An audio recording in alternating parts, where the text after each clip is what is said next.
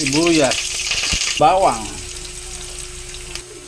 Yan, para lumasa siya mga idol. Yan, haluin lang natin siya para mas masarap manuot ang lasa niya. Yan, halo-halo lang ng konti, papulahin lang natin siya mga idol para masarap. Mapula na siya mga idol, at ilagay na natin itong kamatis.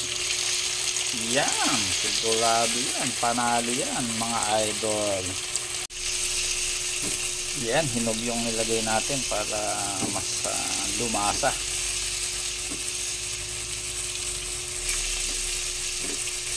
Yan, kailangan nating durugin lang ng konti ang kamatis para lumabas ang kanyang katas. Lagyan na natin yung miso niya mga idol, magisa siya.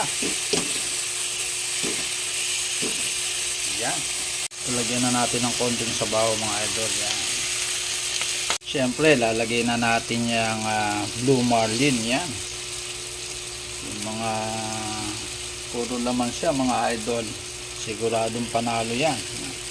Na siya, lagyan na natin ng patis mga idol.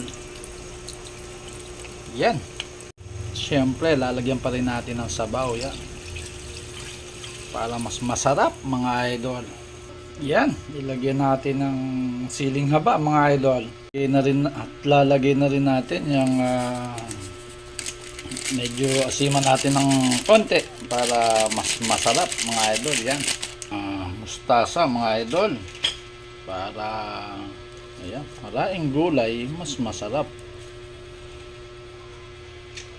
Yan, konting kulo na lang yan mga idol. Yan na mga idol ang ating finished product. Ayan, siyempre hindi mawala sa atin yung patis, sili at kalamansi mga idol.